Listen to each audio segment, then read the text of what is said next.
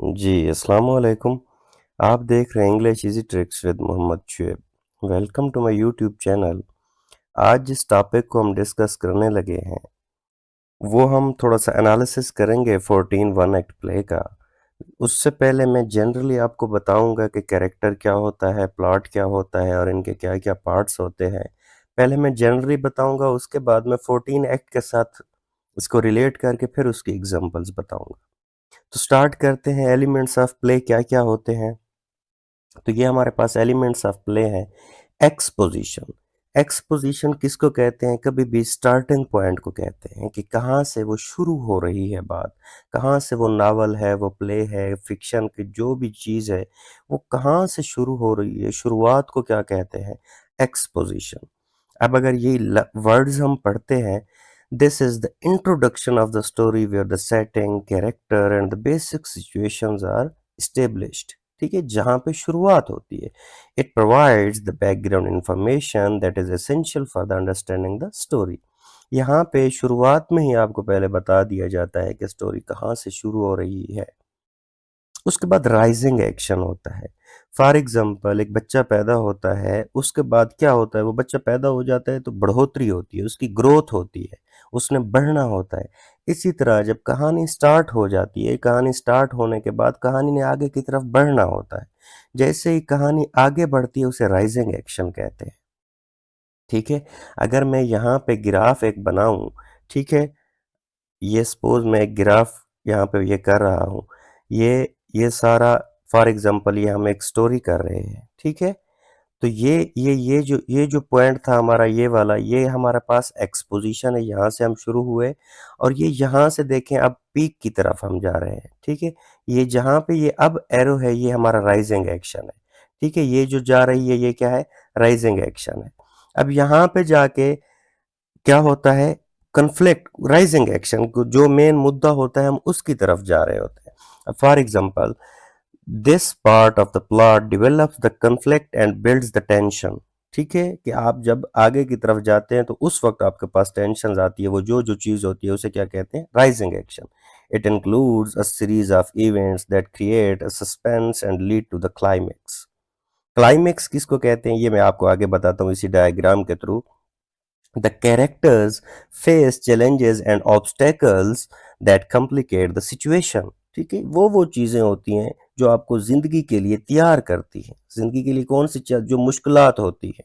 ठीक है, अब क्लाइमेक्स किसको कहते हैं? अब ये देखें, ये हमारे पास क्या हो गया था? एक्सपोजिशन। और ये जो मैंने दो एरो लगाए हैं ये हमारे पास राइजिंग एक्शन हो गए। ये जो पीक पॉइंट होता है, ठीक है, अगर मैं इसका कलर चेंज कर दूं तो होपफुली अब आपको समझ आएगा। ये जो अब रेड में बता रहा हूं ये क्या है? हमारे पास क्लाइमेक्स है। पीक लेवल को क्या कहते हैं? क्लाइमेक्स। अब उसके बाद ये जब एंड पे आएंगे तो ये हमारे पास फॉलिंग एक्शन होगा और यहाँ पे क्या होगा? रेजोल्यूशन होगा। होपफुली आपको डायग्राम से ये बात समझ आई होगी। अब देखें, ये क्लाइमेक्स है। क्लाइमेक्स पीक लेवल को कहते हैं, जैसे मैंने आपको अभी बताया है। The climax is the turning point of the story where the main conflict reaches to its highest intensity। जो मसला होता है उसकी जो हाईएस्ट इंटेंसिटी होती है, वो जब वो शिद्दत पे होता है उसे क्लाइमेक्स कहते हैं। It is often the most exciting part of the narrative leading to the change in the protagonist situation। ठीक है, प्रोटैगनिस्ट किसको कहते हैं? जो मेन कैरेक्टर होता है, इन केस जिसको हम हीरो कह सकते हैं इनफॉर्मल वर्डिंग में। तो क्लाइमेक्स मैं इस डायग्राम से आपको बता चुका हूँ, जब कोई तनाज़ा पीक पे होता है उसे क्या कहते हैं? क्लाइमेक्स कहते हैं। उसके बाद फॉलिंग एक्शन। अब यही जो डायरेक्शन है, ये वाला जो एरो आपको नजर, अब ये फॉलिंग एक्शन है। कहते हैं ना कि हर अरूज को एक जिवाल होता है। ये जो अरूज है जिसे हमने क्लाइमेक्स कहा, अब उसका जिवाल शुरू हो रहा है जब मसले के हल की तरफ जाते हैं, जब हल की बात होती है उसे फॉलिंग एक्शन कहते हैं। Following the climax, the following action includes the events that occur as a result of the climax. It begins to resolve the conflict and leads towards the conclusion of the story। ठीक है, जब हम हल की तरफ जाते हैं। उसके बाद क्या है? रेजोल्यूशन। रेजोल्यूशन को डिनोमेंट भी कहते हैं। ठीक है, तो ये आपने याद रखना है। रेजोल्यूशन क्या है? जब उस चीज का, उस मसले का हल निकल आता है हमारे पास। This is the conclusion of the story where the conflicts are resolve and the story comes to a close. It provides the closure to the character and the plot. यहाँ पे आके स्टोरी खत्म होती है। उसके बाद कैरेक्टर्स क्या होते हैं, ठीक है, अगर हम उर्दू में देख लें तो किरदार। हम इंसान भी हर जगह पे कई किरदार निभा रहे होते हैं। फॉर एग्जाम्पल, मैं जब क्लास में होऊंगा तो मेरा किरदार एक टीचर का है, मेरी आइडेंटिटी एक टीचर की है। जब मैं घर में होऊंगा तो मेरी आइडेंटिटी एक बहन भाई की है, एक बेटे की है। मैं दोस्तों में होऊंगा तो मेरी आइडेंटिटी क्या है, एक दोस्त की है। मैं उस्तादों के साथ होऊंगा तो मेरी आइडेंटिटी एक स्टूडेंट की होगी। तो इसी तरह हमें ज़िंदगी में भी मुख्तलिफ किरदार निभाने पड़ते हैं, टाइप्स होती हैं। तो कहीं पे हम क्या होते हैं, सेम रहते हैं, कहीं पे हमारे किरदार चेंज होते रहते हैं। तो इस पे मेरे सामने मुझे शेर ज़हन में आ रहा था, हर आदमी में होते हैं 10-20 आदमी, जिसको भी देखना हो कई बार देखो। तो हर इंसान के जो किरदार होते हैं, किरदार का मतलब क्या है कि किससे कैसे बात करनी है, इंसान हमेशा डिफरेंट होता है, हर किसी से हम सेम नहीं हो सकते। तो इसी तरह कैरेक्टर्स में भी यही सीन होता है। अब ये टाइप ऑफ कैरेक्टर्स जब हम पढ़ते हैं, प्रोटैगनिस्ट, ठीक है, प्रोटैगनिस्ट अगर इनफॉर्मल वर्डिंग में मैं आपको बताऊं तो आप कह सकते हैं हीरो को कहते हैं, ठीक है। The main character around home the story revolves, वो मेन कैरेक्टर जिसके इर्द गिर्द सारी स्टोरी घूमती रहती है, उसे प्रोटैगनिस्ट कहते हैं। They often face challenges and undergo the personal growth, और यही वो लोग होते हैं, आप देखें किसी भी स्टोरी में हीरो हमेशा सबसे ज्यादा मुश्किलात देखता है। उसके बाद एंटागोनिस्ट किसको कहते हैं, जो उसके अपोजिट होता है। इनफॉर्मल वर्डिंग में अगर मैं आपको कहूँ, अदर वर्ड अगर आपके लिए आसान करना चाहूँ, तो मैं हम जिसे विलन कहते हैं, जिसे गुंडा कहते हैं, ठीक है। इस स्टोरी में तो गुंडा नहीं होगा जो हम 14 कर रहे हैं, लेकिन जिसका पॉइंट ऑफ व्यू डिफरेंट होता है, अपोजिट होता है, उसे एंटागोनिस्ट कहते हैं। एंटा एंटी से निकला है, ठीक है। The character of the force that oppose the protagonist creating the conflict, ठीक है, कि जो जो तनाजा उसके लिए क्रिएट करता है। This can be a person, group or even an abstract concept like society or nature. कि इसमें कोई भी चीज हो सकती है। बाजू का तो आप कोई काम करना चाह रहे हैं तो नेचर आपको नहीं करने दे रही होती, वहां का मौसम नहीं करने दे रहा होता, या फिर आप कोई काम करना चाह रहे होते हैं जो लोग आपको नहीं करने दे रहे होते। तो ये एब्स्ट्रैक्ट भी हो सकता है कि, या फिर ये नेचर भी हो सकता है। उसके बाद स्पोर्टिंग कैरेक्टर होते हैं कुछ, क्या these character help to develop the story and protagonist, ये वो लोग होते हैं जो साथ देते हैं। They can include friends, family, mentors and sidekicks, ठीक है, बाकी जितने भी मामला लाइफ में जितने रिश्ते होते हैं उनको हम कह सकते हैं। उसके बाद कुछ होते हैं फ्लैट कैरेक्टर, और फ्लैट कैरेक्टर को स्टैटिक कैरेक्टर भी कहते हैं। तो ये चीज आपने याद रखनी है, फ्लैट आ जाए या स्टैटिक आ जाए तो इसे क्या कहते हैं। स्टेट किसको कहते हैं, जब कोई चीज एक ही जगह पे रहे, एक ही पोजीशन में रहे, ठीक है, उसे क्या कहते हैं, स्टैटिक कैरेक्टर या फ्लैट कैरेक्टर। अब देखें ये कहाँ से निकला है, जब आप देखेंगे कुछ जो हीरो होता है उसका कैरेक्टर हमेशा सेम रहता है, वो बहादुर रहेगा, वो जो चीज करना चाहता है उसी से स्टक रहेगा, वो इधर उधर ज्यादा वो नहीं करेगा, तो स्टेट रहता है, ठीक है। तो इसलिए उसे उसको क्या कहा जाता है, flat character. Characters that do not undergo the significant change through out the story, जो पूरी स्टोरी के अंदर जब आप पढ़ लें उनमें ज्यादा चेंज ना आए, उसे क्या कहते हैं, स्टैटिक या फ्लैट कैरेक्टर। उसके बाद दूसरा होता है राउंड या डायनेमिक कैरेक्टर, ठीक है। वो ये कौन होता है, ये वो होता है जिसके बिहेवियर में चेंज आता है। फॉर एग्जांपल, आप कोई वीडियो देख रहे हैं, कोई मूवी देख रहे हैं, ड्रामा देख रहे हैं, आप देखेंगे हीरो हर जगह पे बहादुर होगा, हर जगह पे वो रिस्क लेगा। आप विलन को देखेंगे, पहले पहले कभी वो इतराएगा, कभी ये करेगा, कभी वो करेगा, एंड पे जाके फिर वो क्या हो जाता है, थोड़ा सा कवर्ड हो जाता है, डरपोक सा हो जाता है। वो हमेशा सेम नहीं रहता, उसे क्या कहेंगे फिर, राउंड कैरेक्टर या dynamic character. Characters that experience growth are change as a result of the story event, ठीक है, ये वो होते हैं जो सेम नहीं रहते। उसके बाद कन्फ्लिक्ट है, जाहिर सी बात है, आप इस दुनिया में अगर आप आए हैं तो तनाज़ात को आपने भुगतना है। तो इसी तरह कोई भी जब स्टोरी होगी तो वो भी अगर इंसान की लाइफ पे ही लिखी गई है तो उसमें भी जाहिर सी बात है अपने तनाज़ात को हल करना है अपने को। तो टाइप्स ऑफ कन्फ्लिक्ट पढ़ते हैं। इंटरनल क्या होता है, अंदरूनी। कोई भी चीज आपको मसाइल जो हो सकते हैं, बाज़ औक़ात इंसान के ज़हनी मसाइल भी होते हैं और बाहर के भी होते हैं, अंदरूनी और बैरूनी।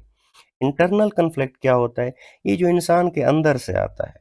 A struggle with in a character often involving emotions, decisions or the moral dilemmas. For example, a character may struggle with guilt or fear, अब देखें कोई कैरेक्टर होता है उसे किसी चीज़ का खौफ होता है, किसी चीज़ का डर होता है, किसी चीज़ पे वो पशेमा होता है।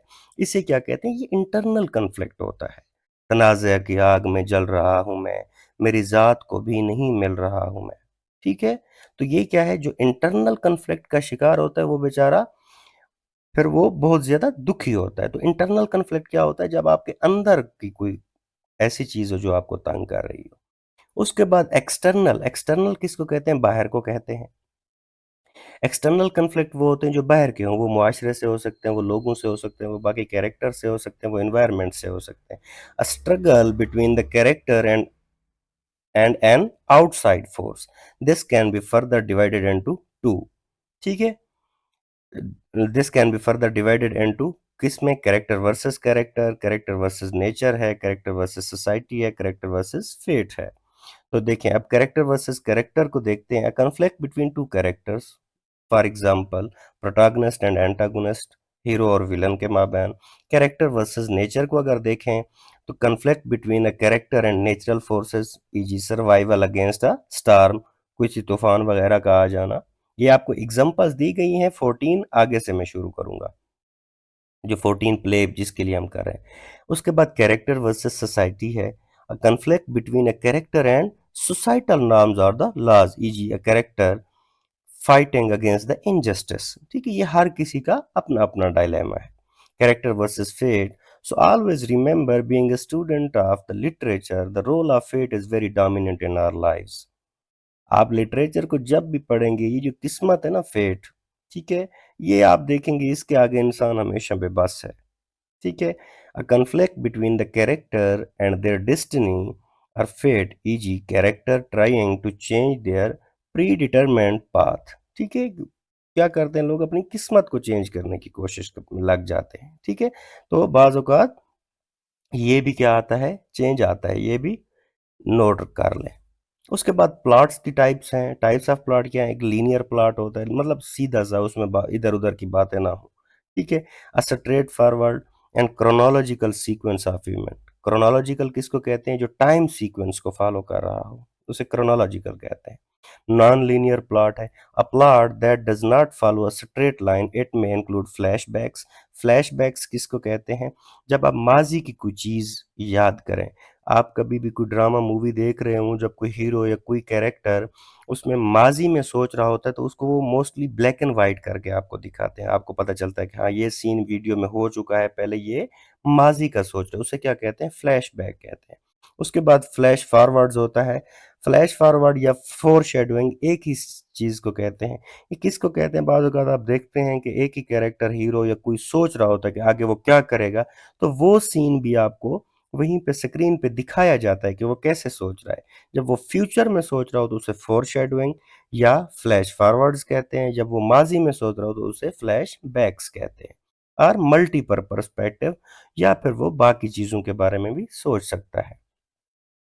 उसके बाद सर्कुलर प्लॉट है। A plot that ends where it began. के सर्कल, दायरा, देखें सर्कल कहाँ से शुरू होता है?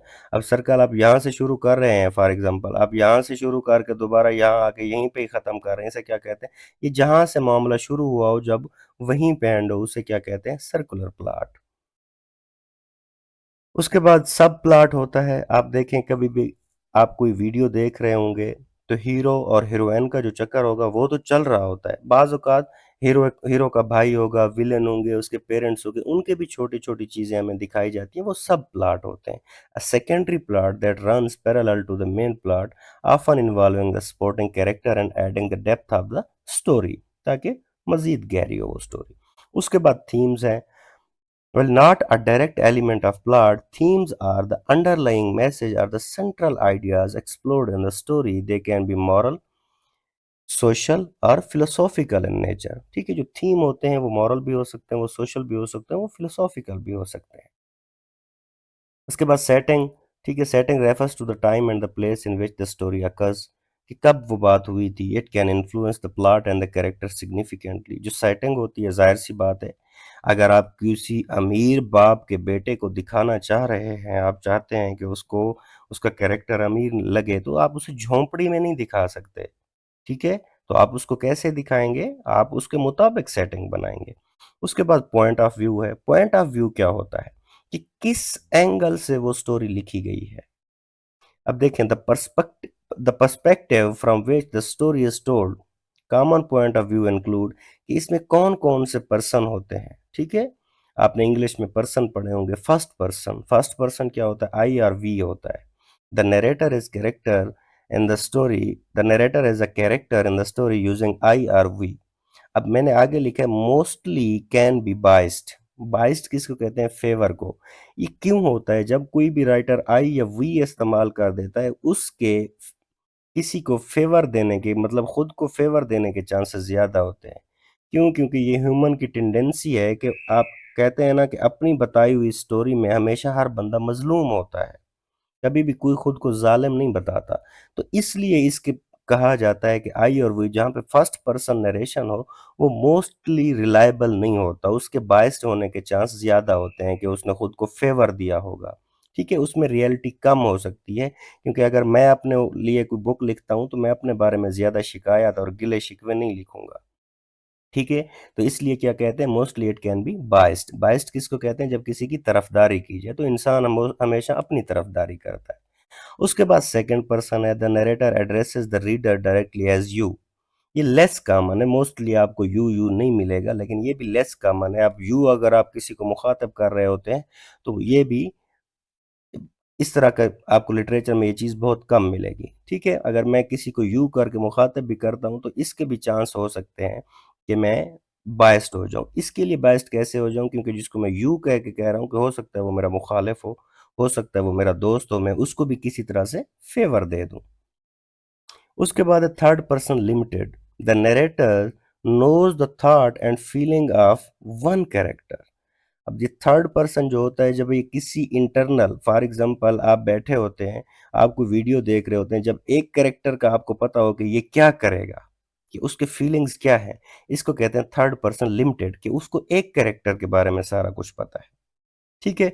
और ये थर्ड पर्सन के बारे में एक बात याद रखनी है, थर्ड पर्सन को हमेशा जहाँ पे ये ऐसे यहाँ ये हमने पढ़ा है कि मोस्टली कैन बी बायस्ड, ये थोड़ा-सा रिलायबल समझा जाता है। जब आप ही या शी का इस्तेमाल कर देते हैं, थर्ड पर्सन का इस्तेमाल कर देते हैं, तो ये मोस्टली रिलायबल समझा जाता है कि अब इसके बारे में मोस्टली चांसेस ये होते हैं कि सच होगा। उसके बाद है थर्ड पर्सन ओमनिसेंट। ओमनिसेंट किसको कहते हैं? गॉड लाइक पर्सपेक्टिव को कहते हैं। गॉड लाइक पर्सपेक्टिव का क्या मतलब है? जिसको सारा कुछ पता हो, maximum. The narrator knows the thoughts and the feeling of all character. जब आपको पता हो कि सारे कैरेक्टर्स क्या-क्या चाहते हैं, उनके क्या ख़्यालात हैं, इसको क्या कहते हैं? The narrator knows the everybody's thought. तो इसको कहते हैं थर्ड पर्सन ओमनिसेंट। अब ये वीडियो ज़्यादा लेंथी हो रही है, तो मैं वाइंड अप करने की कोशिश करूँगा। Tone and mood. टोन किसको कहते हैं? The author's attitude toward the subject nature conveyed through the word choice and style. Tone क्या होती है कि कैसे उसने अल्फाज चुन के किसी चीज़ के बारे में बताया है। उसके बाद मूड है the emotional atmosphere of the story which affects how the reader feels. ये क्या होता है मूड? के रीडर क्या फील करता है। टोन वो होती है जो राइटर ने इख्तियार की, और मूड वो होता है जो रीडर पे असरअंदाज होता है। अब वही सेम चीज़ें हम 14 पे अप्लाई करने लगे हैं। ठीक है? अब एक्सपोजिशन में आपको बता चुका हूँ, शुरुआत को कहते हैं। The play opens in a modest living room introducing the main character Mrs Horace and her daughter who are preparing for a dinner party. The setting establishes a sense of domestic life and hints at the social dynamics at play. ठीक है? तो ये हमारे पास exposition है। जब आप उस play को पढ़ना शुरू करते हैं कि एक टेबल है, लगाया गया है कि मेहमानों का वेट हो रहा है, तो ये हमारे पास क्या है? सिंपल ये एक्सपोजिशन है। उसके बाद राइजिंग एक्शन है। As the dinner party progresses tensions rise among the characters. The arrival of the guests, including Mr. and Mrs. Horace, introduces various interpersonal conflict and reveals underlying issues such as class differences and personal aspirations. Rising action क्या है?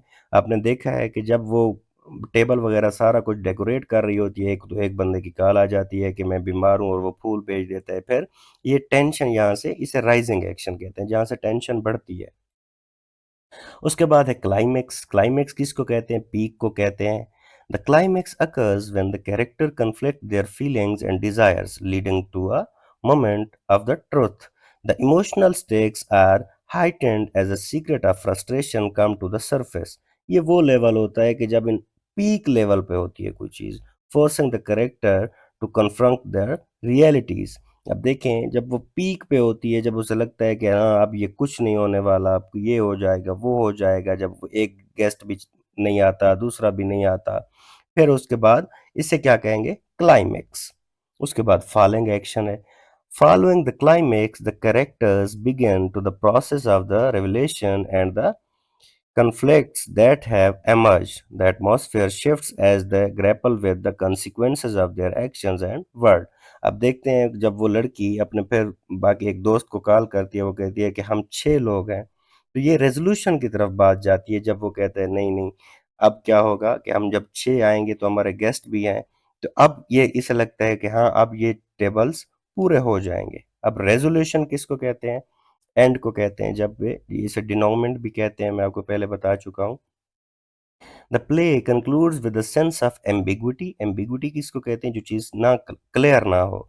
The characters are left to reflect on their relationships and the choices they have made, leaving the audience to ponder the implication of their interaction. Resolution कैसे होता है? जब वो table पे बैठते हैं तो वो बंदा भी आ जाता है, उसके साथ अपना एक पीए पर्सनल असिस्टेंट भी होता है। अगर आपने वो वीडियो देखी हो तो आपको समझ आ जाएगी। अब ये क्या हो गया? रेजोल्यूशन। अब कैरेक्टर्स की अगर बात करते हैं, टाइप ऑफ कैरेक्टर में प्रोटोगोनिस्ट कौन है? मिसेस होरेस है, ठीक है। ये सेम वही, ये प्रोटोकॉल देना चाहती है, ये कहती है कि मेरे पास कोई भी आए तो मैं परफेक्ट लगूं, उनको पता चले कि ये बहुत अच्छी हॉस्टेस है शहर में और ये बहुत अच्छा खाना पेश करती है और हर चीज़ इसकी परफेक्ट है, ठीक है। तो ये प्रोटैगनिस्ट है। एंटागोनिस्ट क्या है? The conflict often arise from the societal pressure and personal aspiration rather than a single character creating the moral complex dynamic. तो ये जो एंटागोनिस्ट होते हैं ये डिफरेंट हो सकते हैं। अब यहाँ पे हम एंटागोनिस्ट देखेंगे तो उसकी बेटी को जो उससे डिफरेंस ऑफ ओपिनियन रखती है, तो वो हमारे लिए क्या हो जाएगी? तो यहाँ पे उसकी डॉटर का नाम आप लिख सकते हैं कि वो क्या है? एंटागोनिस्ट है। उसके बाद स्पोर्टिंग कैरेक्टर हैं। स्पोर्टिंग कैरेक्टर क्या? अदर गेस्ट हैं, डिनर पार्टी हो रही है, ठीक है, ये हम पढ़ चुके हैं, पहले मैं आपको बता चुका हूँ। ये जितने भी होते हैं ये स्पोर्टिंग कैरेक्टर होते हैं जो मिलके प्लॉट बना रहे होते हैं। उसके बाद स्टैटिक कैरेक्टर है। स्टैटिक कैरेक्टर कौन होगा? मदर। और माँ को देखें, वो थ्रू आउट द स्टोरी बस वो कहती है नहीं मैं परफेक्ट लगूँ, मैं परफेक्ट लगूँ। इसे क्या कहेंगे? ये स्टैटिक कैरेक्टर में आती है माँ, और या फ्लैट कैरेक्टर में। उसके बाद फादर को देख लें, उसका भी वो उसके बाप के बारे में कहती है कि उससे तो मेहमानों का ख्याल ही नहीं होता, बस मैं ही मेहमानों का हमेशा ख्याल करती हूँ, ठीक है। तो मदर उसके फादर किस में आते हैं? स्टैटिक कैरेक्टर में आते हैं। उसके बाद डायनेमिक कैरेक्टर देखें, कैरेक्टर हु एक्सपीरियंस जो चेंज होता है वक्त के साथ। द प्रोटैगनिस्ट क्या है? एडोलेसेंट गर्ल, जो बेटी है, आप देखें उसकी भी ओपिनियन चेंज होती रहती है कि वो कहती है कि इस तरह की, माँ जब उसको कहती है शादी इस तरह के बंदे से करनी चाहिए, वो कहती है नहीं इस तरह के बंदे से करनी चाहिए। तो ये देखें वो भी एंड तक उसका भी पॉइंट ऑफ व्यू चेंज हो जाता है, ठीक है। मैं इसको ज़्यादा पढ़ नहीं रहा, आप पढ़ लीजिएगा क्योंकि वीडियो बहुत लेंथी हो रही है। उसके बाद the boy is also the dynamic character, he is portrait as the charming confident young man, ठीक है। एंड पे उसे भी चार्मिंग बना के पेश किया गया है और वो भी उसका भी पॉइंट ऑफ व्यू चेंज हो जाता है। तो ये क्या है? Dynamic character. उसके बाद कन्फ्लिक्ट क्या है? Types of conflict. Internal conflict क्या है? ये जो मिसेस होरेस है, characters grapple with their desires. अब देखिए उसकी ख्वाहिश है, societal expectations and personal insecurities. For example, Mrs. Horace may struggle with her role as a mother and her aspirations. ये इंटरनल उसके कन्फ्लिक्ट है कि मेरी बेटी का जो शौहर होना चाहिए वो ऐसा होना चाहिए और मुआशरे को मेरे बारे में ये सोचना चाहिए कि मैं बहुत अच्छी दावत दे सकती हूँ। उसके बाद एक्सटर्नल कन्फ्लिक्ट है। Conflicts arise between the characters often reflecting the broader societal issues. That this includes the class differences, personal ambitions and the pressure of the societal norm. External conflict क्या है? अब वो उसके बस में तो नहीं है जिनको वो बुला रही है कि उनसे वो शादी जबरदस्ती करवा दे, ये एक्सटर्नल कन्फ्लिक्ट है। उसके बाद character versus character, tension between the guest reveal the different values. जब वो नहीं आ सकते बारिश और स्टॉर्म की वजह से, तूफान की वजह से। Character versus society. The characters face societal expectation that challenge their personal desires and relationship. जाहिर सी बात है, सोसाइटी जो आप चाहते हैं ज़रूरी नहीं है कि सोसाइटी वही काम करे। उसके बाद है plot types in the 14 linear plot कौन सा है? The play follows a chronological sequence of the event during the dinner party, allowing the audience to witness the unfolding drama in real time. आप देखते हैं कि लीनियर प्लॉट क्या है, वो एक प्लॉट चल रहा है कि बस मेहमान आए तो 14 की टेबल चेयर पूरी हूँ, मेहमान आए तो 14 चेयर, तो ये क्या है, लीनियर प्लॉट चल रहा है। नॉन लीनियर प्लॉट क्या है? While primarily linear, the play may include the flashback or the reference to the past event that inform the character's current situation, like I am one of the best hostesses। ये मैंने example add कर दी है। इस तरह की कोई बात इसमें हुई नहीं है क्लैरिटी के साथ, लेकिन नॉन लीनियर प्लॉट क्या है? जब वो खुद को ये कहती है कि पीपल नो कि I am one of the best hostesses, कि मैं एक ऐसी मेज़बान हूँ जो बहुत अच्छा खाना पेश कर सकती हूँ, ठीक है? तो ये नॉन लीनियर प्लॉट। सब प्लॉट किसको कहते हैं? जो सेकेंडरी प्लॉट होते हैं, इंटरैक्शंस अमंग द गेस्ट में serve as the subplot. जैसे मैंने लिख दिया turmoil between the mother and daughter, ये क्या है? सब प्लॉट है। थीम्स कौन कौन से हैं इसमें? क्लास एंड सोसाइटल स्टेटस है। The play explores the impact of the class differences on the personal relationships and the aspirations। देखें, ये क्लास स्टेटस है कि वो क्या चाहती है कि उसका दामाद कैसा होना चाहिए। उसके बाद ambitions and desires हैं, character navigate their ambitions and societal pressure that shape their choices। Societal pressure की वजह से हमारी जो ख्वाहिशात होती हैं वो पता नहीं क्या से क्या हो जाती है। इसको क्या कहते हैं? एम्बिशंस। उसके बाद family dynamics and the relationships between the family member are central to the narrative, revealing the complexities of love and obligation. प्यार भी करते हैं माँ की तरफ से, तो प्यार साबित हो रहा है कि वो अपनी बेटी के लिए एक अच्छा हस्बैंड चाहती है, और बेटी के लिए ये साबित हो रहा है ऑब्लिगेशन, जिस उसने हर बात को मानना है, ठीक है? तो ये फैमिली डायनेमिक्स है कि हर बंदा एक जैसा रोल अदा नहीं कर सकता, किसी ने ऑर्डर देना होता है और किसी ने मानना होता है। उसके बाद सेटिंग, सेटिंग आपको शुरू-शुरू में बताई गई है वहीं पे कि कहाँ से शुरू हो रहा है वो। उसके बाद point of view, the play is presented from a third person perspective, ठीक है? कि शी या मिसेज़ होरेस, जब भी हम किसी का नाम लेते हैं तो वो थर्ड पर्सन होता है। टोन एंड मूड अगर हम देखते हैं, the tone of the play is often reflective and critical, examining the societal norms and the personal aspiration. ये उसकी टोन है जो राइटर ने लिखी है। उसके बाद अगर हम मूड देखते हैं, the mood shifts throughout the play from the lightheartedness during the dinner party to the tensions and introspection as the conflict arise. और मूड अगर आप देखें तो उसका हमारे ऊपर भी क्या असर होता है, रीडर के ऊपर, कि ये क्या चल रहा है पूरी पार्टी के अंदर। तो होपफुली यहाँ पे किसी हद तक आपको चीज़ें क्लियर हुई होंगी। अगर समझ आई हों तो कमेंट ज़रूर कीजिएगा। किसी भी चीज़ की कमी रह गई हो तो वीडियो को किस तरह से मैं इम्प्रूव कर सकता हूँ, वो कमेंट ज़रूर दे दीजिएगा। Thank you so much.